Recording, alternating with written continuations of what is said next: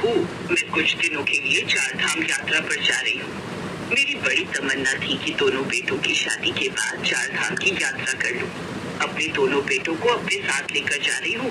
पीछे से तुम दोनों अच्छे से घर संभाल लेना। लेकिन माँ जी, वो मुझे तो... क्या हुआ शिवानी, खुलकर बोल।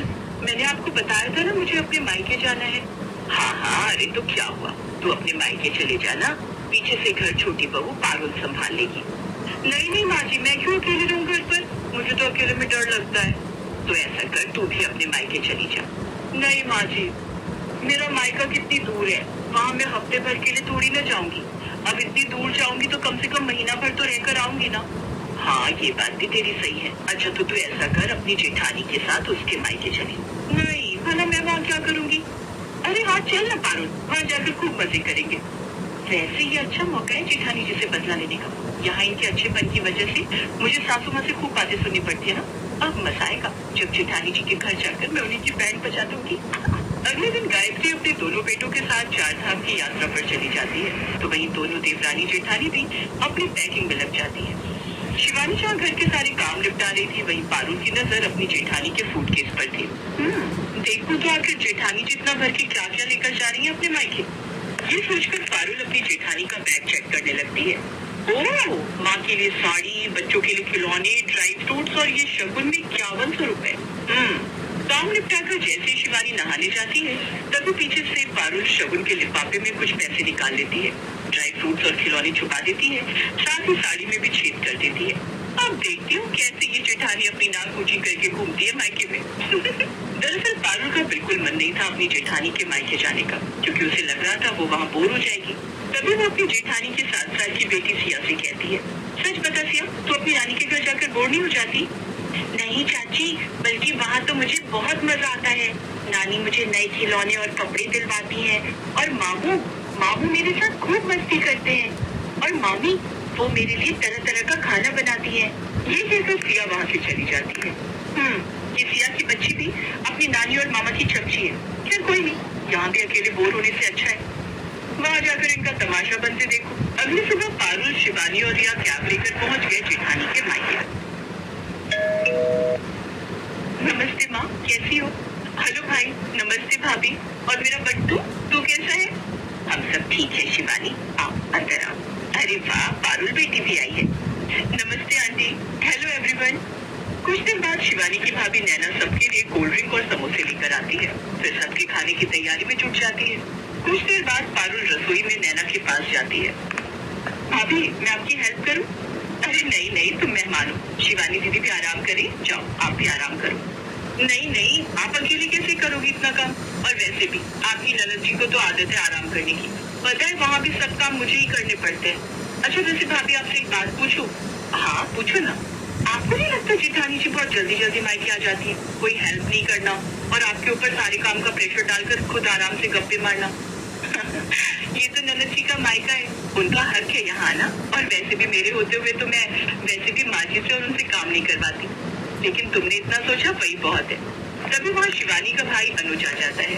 अरे पारुल जी, आप यहाँ किचन में क्या कर रही हैं? आप जाइए, आराम करिए, मैं नैना की हेल्प के लिए हूँ यहाँ। कोई बात नहीं भैया। भैया कहती है और कहना भी नहीं मानती हो, अब जाओ आराम करो। पारुल रसोई से चली जाती है। तभी अनुज, नैना, मैंने अभी तुम दोनों की सारी बातें सुनी। सच बताना, मेरी बहन के यहाँ आने से तुम्हें तो कोई प्रॉब्लम नहीं होती ना? शिवानी 12वीं कर रही थी जब मैं इस घर में आई थी, और आपको याद हो तो उसकी विदाई पर सबसे ज्यादा मैं ही रोई थी। मैं सच कहती हूँ, शिवानी को लेकर कभी मेरे मन में ऐसी बात नहीं आई। I'm proud of you, my lovely wife।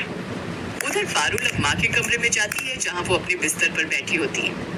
Aunty, मैं यहाँ बैठ जाऊँ? हाँ, आओ ना बेटी, बैठो। क्या हुआ आंटी, आप थोड़ा परेशान लग रही है, कोई बात है क्या? नहीं बेटा, वो बस ऐसे ही। बताओ ना आंटी। बेटा, बात ये है कि शिवानी बेटी ये मुट्ठी भर बादाम काजू ही लाई है।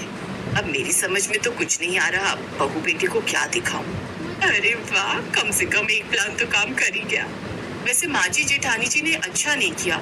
जेठ जी अच्छा खासा कमाते हैं, लेकिन पता नहीं फिर भी उन्होंने ऐसा क्यों किया। आपको पता है मैं अपने मायके जाती हूँ तो काफी कुछ लेकर जाती हूँ, जबकि मेरे पति की कमाई जेठ जी से कम है। लेकिन वो क्या है ना, सबका अपना अपना दिल होता है, क्या ही कर सकते हैं। अब हम तो जो बेटी के ससुराल से आता है उसे सिर माथे लगा लेते हैं, लेकिन समाज को भी तो मुंह दिखाना होता है ना। अच्छा आप टेंशन मत लीजिए, लाइए मैं आपका सिर दबा देती हूँ। कुछ दिन बाद पारुल के पास उसकी सास का फोन आता है। अरे पारुल कैसी है? अरे माँ जी आप कैसी आप? और कैसी चल रही है आपकी यात्रा? अच्छी चल रही है। तू बता तेरा मन लग गया ना? बोर तो नहीं हो रही वहाँ? खूब खातिरदारी हो रही है ना? अब क्या बताऊं माँ जी, जब से मैं यहाँ आई हूँ सब जेठानी जी के साथ ही रहते हैं, मुझे तो कोई पूछता ही नहीं। कल भी जेठानी जी अपनी भाभी के साथ शॉपिंग पर चली गई।